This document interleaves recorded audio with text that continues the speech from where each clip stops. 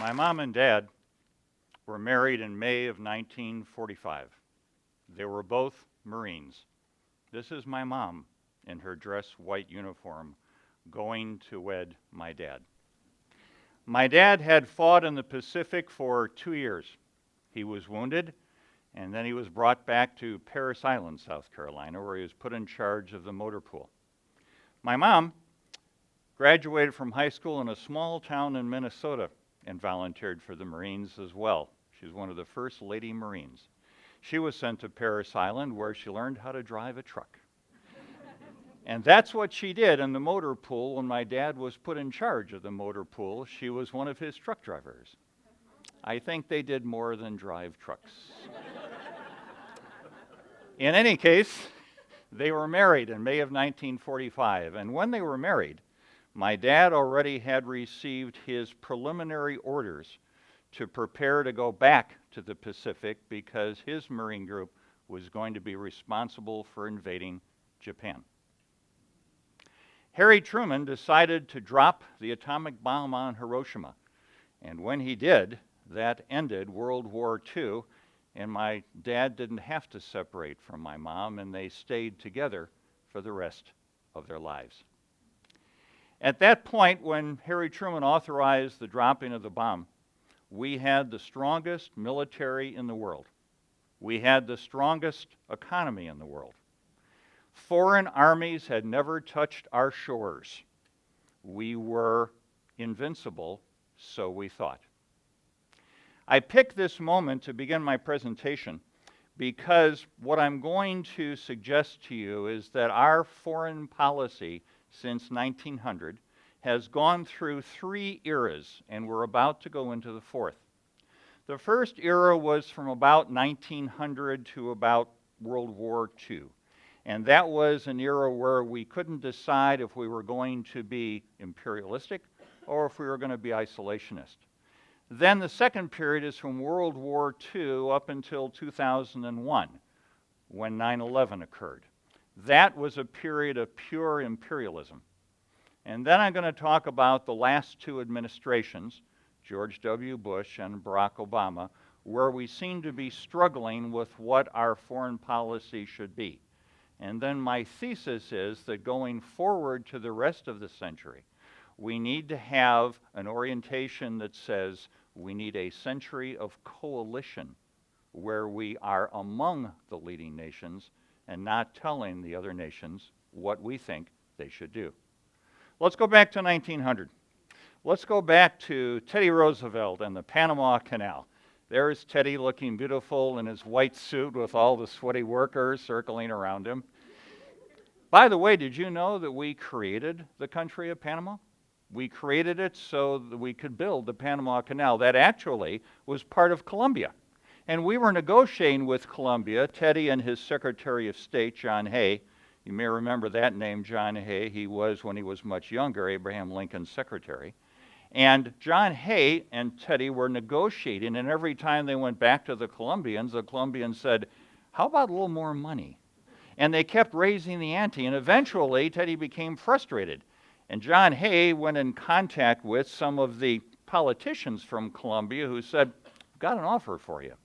If you'll send down some Navy ships and give us some support, we'll declare a revolution and we'll declare a new country, which in fact is what they did. We sent down a couple of gunships.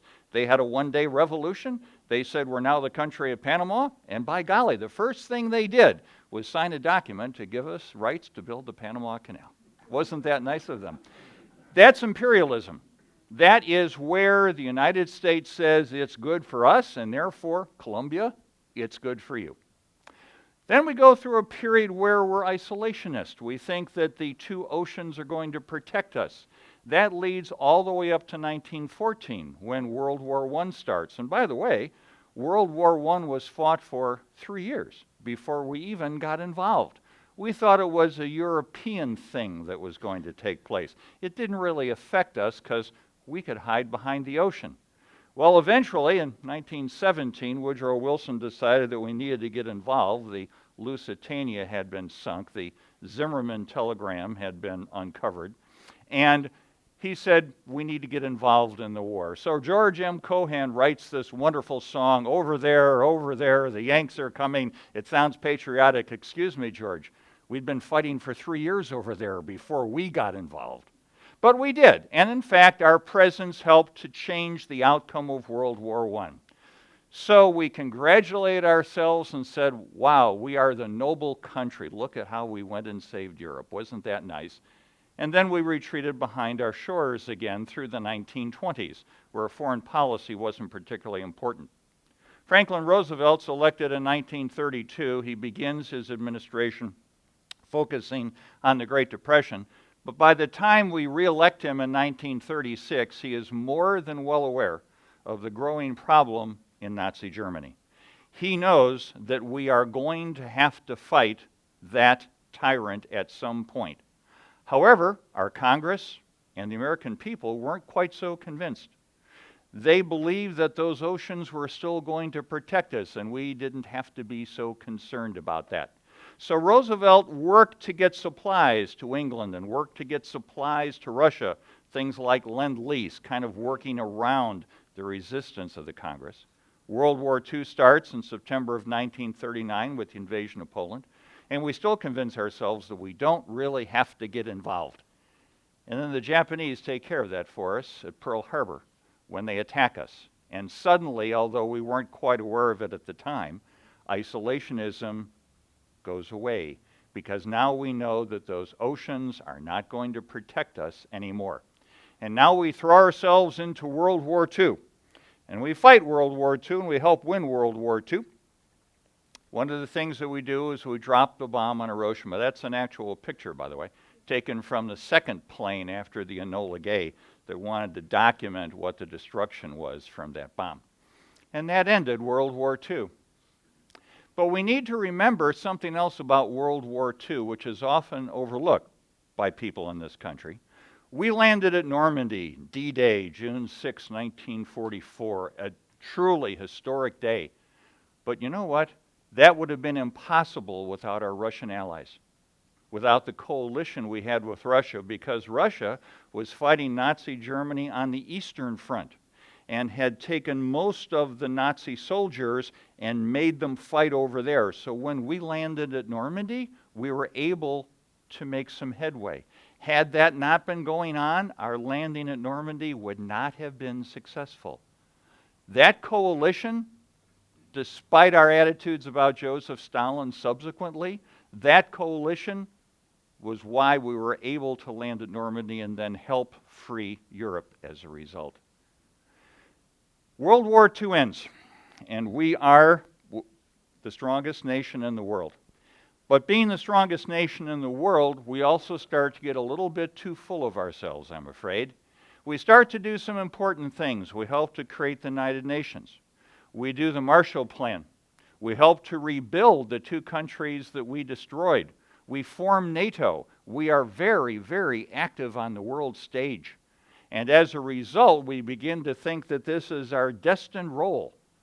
And I'm here to suggest that it's not. But we came to believe that it was. And as such, we started taking actions in the world. We had North and South Korea. We had a fight there, and we said we have to be involved, because if we don't, there's going to be dominoes, and if one country falls, more countries are going to fall. So we fought on the side of South Korea. And then there was a small issue with Iran. This is a picture of the democratically elected premier of Iran, Mohammad Mossadegh. He was elected, and he looked at the contracts that Iran had with Western oil companies, those contracts that said, we can pump Iranian oil out of the ground, but the profits have to go to these companies which are in the West. And he said, you know what? That's our oil. And we were forced to sign those contracts, and we shouldn't have. So he nationalized the oil fields and said, we're going to keep the profits in Iran. We didn't care for that. Neither did England. And between the CIA and MI5, we overthrew him. We overthrew him and put the Shah back in power, because the Shah was one of our favorite puppets, and we put him back in power. And what's the first thing the Shah did? He signed a document that said, well, of course those profits can go back to the Western oil companies. So if we wonder why the folks in Iran have difficulty with us, this is the starting point of why they don't trust us. They have good reason not to trust us. We get to Vietnam. And we have an attitude, again, that says it's the domino theory. If we lose South Vietnam, we're going to lose Southeast Asia. We can't let any country go communist. So we create the Gulf of Tonkin, which, by the way, didn't happen the way it was reported at the time. We create a puppet government in South Vietnam that will do whatever it is that we say. And we say, we are fighting for freedom. No, we weren't. 50,000 American soldiers died in Vietnam because we couldn't admit that we shouldn't be there. My high school friend Harold has his name on that wall. And every time Carol and I go to visit Washington, we visit Harold's name. The very first published poem I ever wrote was about Harold. And the conclusion of the poem goes like this. You were sent to Asia to fight in a war that you weren't allowed to win, but you were allowed to die.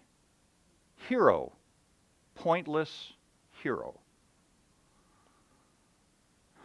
Richard Nixon said we're going to have peace with honor, and we're going to go and negotiate, and we're going to extricate ourselves from Vietnam with honor. We already had lost our honor. It was too late because of our belief in imperialism that we knew what was better for other countries and we could make it happen. Our honor, I'm afraid, had gone away. We are capable of forming a coalition. We are capable of working with other countries. And the most shining example from the end of World War II until 2001 is the first Gulf War. President George Herbert Walker Bush and General Schwarzkopf leading the forces, and what President Bush did was he put together an actual coalition of countries that had the same interests that we did and that fought with us for limited, defined goals, and when we'd accomplished those goals, we stopped. Now, the goals may have been oil, and we know that was probably the case. But what I want to focus on is the fact that we put a coalition together. Coalitions work if you have the same interest as those countries you're fighting with. To me, for the second half of the 20th century, this is the best example of an effective coalition, and one I'm afraid that we have forgotten. We get to 2001. We have 9/11.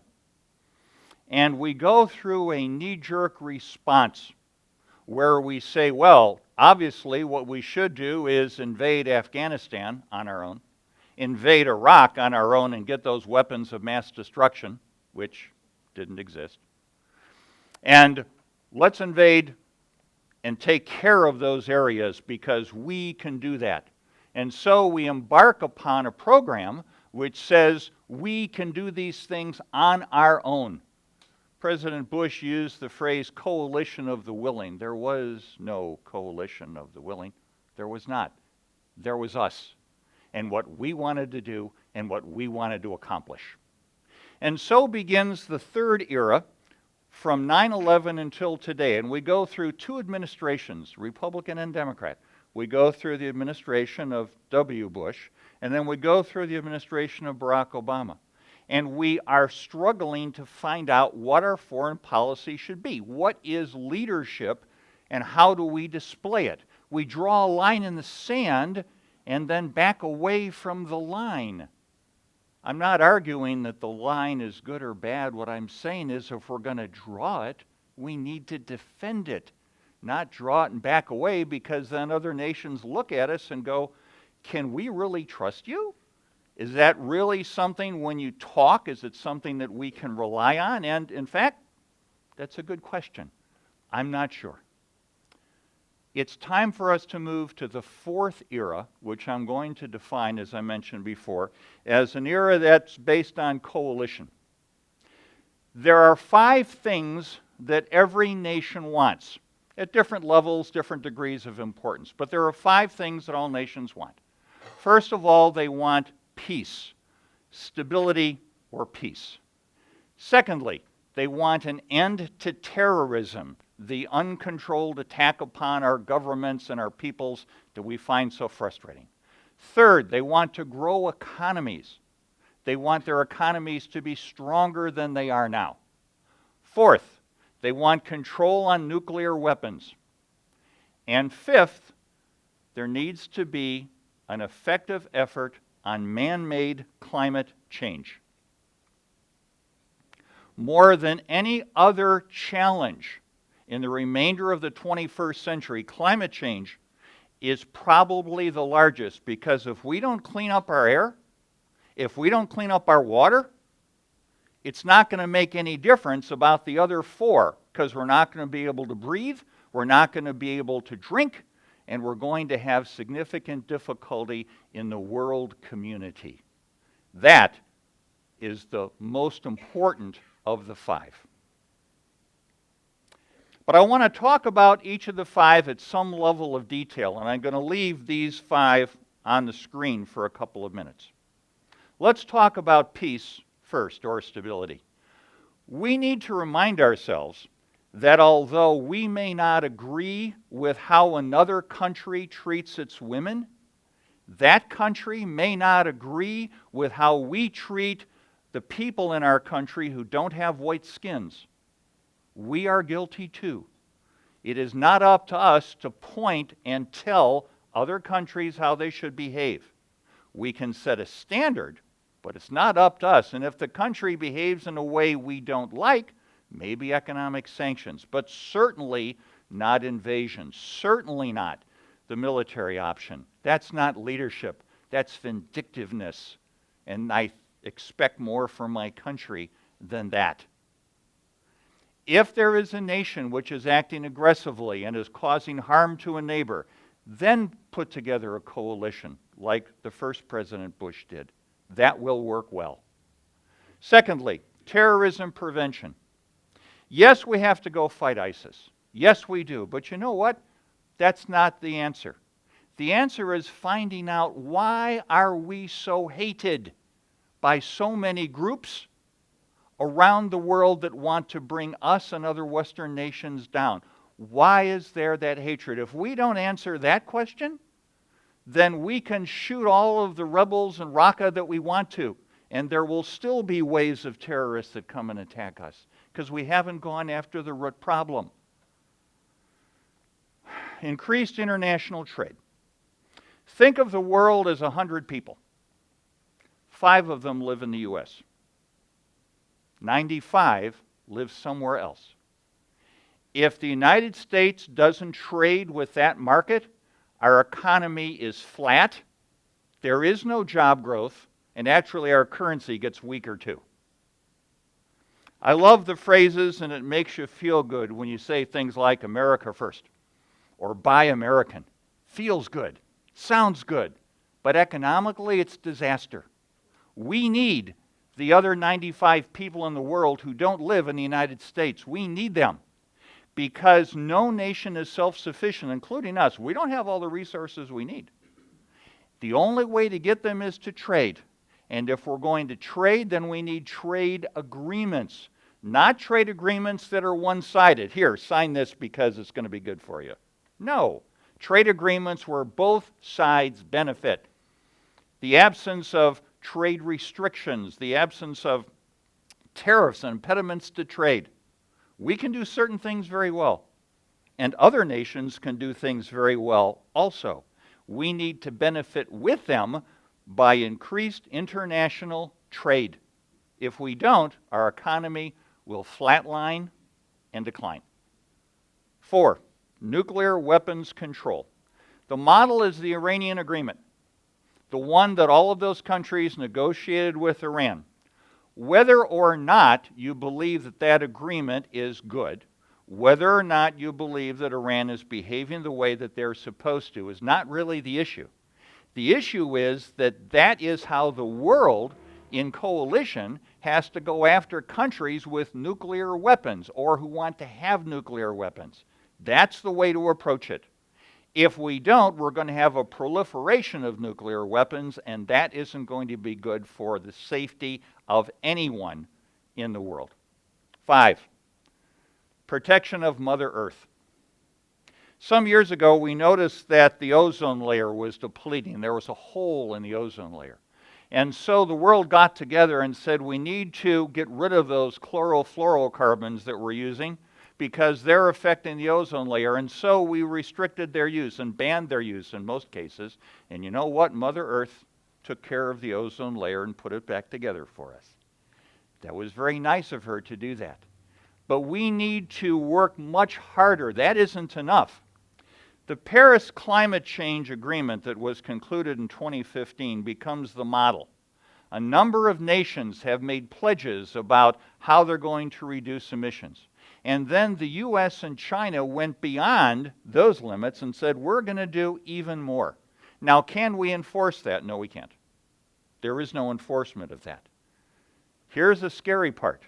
We now have to trust other nations in the world to behave in a way which benefits all of us. They have to trust us too, by the way, to behave what we said we would do in terms of protection of the earth. If we don't, we're going to have this. I don't want to breathe that air. I don't want my grandchildren to breathe that air. And God knows what's going into the water at the bottom of that plant, and I certainly don't want to have to contend with that. It may be that nuclear energy with safer nuclear facilities producing electricity is actually going to be a way for us to decrease our reliance on that. It actually may be something that we need to look at. Certainly renewable sources are something we need to look at. But we need to invest a whole lot. Leadership includes short-term cost for long-term gain. Our political system isn't really good at short-term cost for long-term gain. That's not our specialty. But if we're going to have a coalition century, it needs to be. And we need to be leaders in the international community of how to do that. We're not the only strong nation. China is a strong nation. India is a strong nation. We're a strong nation. Brazil will again be a strong nation from where they are now. We need to work in concert because all of us have those same 5 needs. And if we do, then we can find common ground. If we don't find common ground, all we're going to have is disputed ground between the countries of the world. I understand that this may sound naive, but it's not. What it is realistic, because if we don't do these things, the future, the rest of the century, is not going to be the sort of century that we wish to live in. It will not be. We need a military. We need to invest in a military. We need to keep ourselves safe, as all sovereign nations do, need to keep themselves safe. If a country behaves in a way which is going to injure its neighbors, we need to be able to put together a coalition of military strength that will stop that sort of aggression. We need a military, but the military should not be the first option. We need to form coalitions first, and then we can have more success. We need to promote international trade and stop worrying about the fact that, oh my goodness, we may lose this job over here or that job over there. And the fact is we may, but we're also going to create new jobs as we support the economy that we evolve into. The new jobs will help in terms of our growth. Without international trade, we will not grow. Think about the Roman Empire. It collapsed. Why did it collapse? At the very end, the Roman Empire focused on itself. Think of the British Empire. At the very end of the British Empire, what happened? It focused on itself. We have the opportunity to focus on the fact that we have a strong position, we're one of the leading nations in the world, and we are capable of forming a coalition with other nations. We need to find common ground. If we don't, we will have disputed ground, and that will not be a peaceful world for the people who follow us. We need to think coalition, and if we do, historians many years from now will look back on this moment in time and say this was the start of the coalition century. Thank you.